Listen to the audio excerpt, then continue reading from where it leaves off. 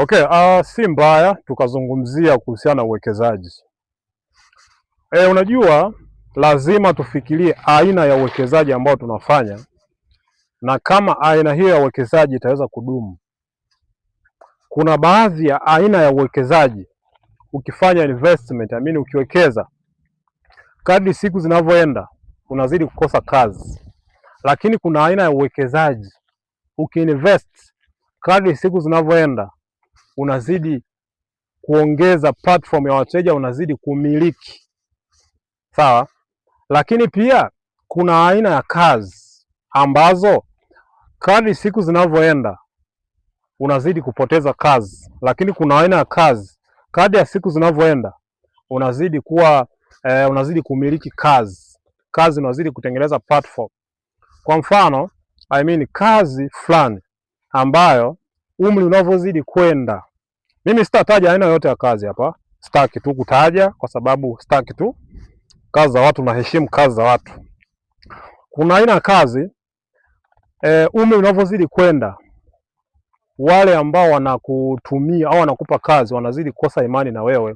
Kuna baadhi ya kazi hawezi kumwamini mtu mzee afanye hiyo kazi, licha kwa ni kazi yako, maybe ni fani na nini lakini kuna baadhi ya kazi ukiwa nazo, umri unavyozidi kwenda ndio unazidi kuchipua, ndio unazidi kuwa vizuri, na ndio unazidi kuja kupata hata urithi, hata unazidi kuja kuwa kuwafundisha hata watoto waweze kuifanya ile kazi. Lakini pia baadhi ya uwekezaji unavyozidi kwenda unakuta kabisa hapa kunakoelekea nakosa kazi. Lakini kuna uwekezaji kama nilivyosema, umri unavyozidi kwenda unazidi kutamba, unazidi kuwa na pesa au unazidi kumiliki. Sawa?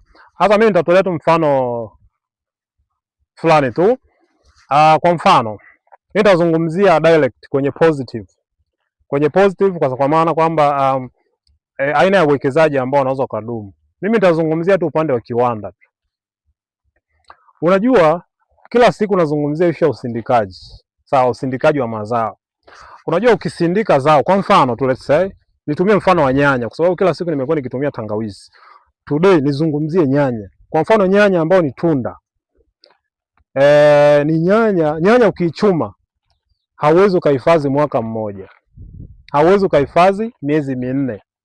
Hata mwezi mmoja haiwezekani.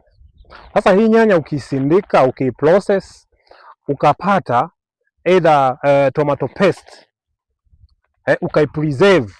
Manake hii tomato paste wewe unaweza kufanya biashara muda wote, msimu hakuna nyanya unaweza kufanya biashara. Lakini hii nyanya unaweza kutengeneza nini? Unaweza kutengeneza tomato powder. Sawa?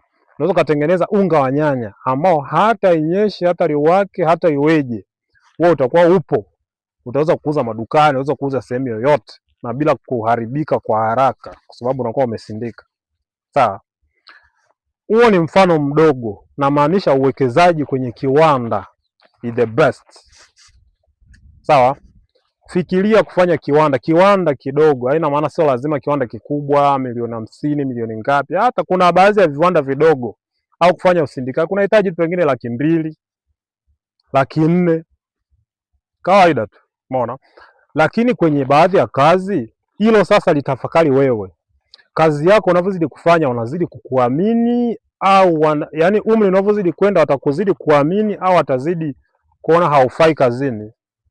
Hilo litafakari wewe, mimi siwezi kusema kwa sababu sijui kazi unayofanya. Just tumeshare tu story, nimegusa, nimechokoza, unaweza ka comment hapo, tukapiga story, tukazungumza. Asante.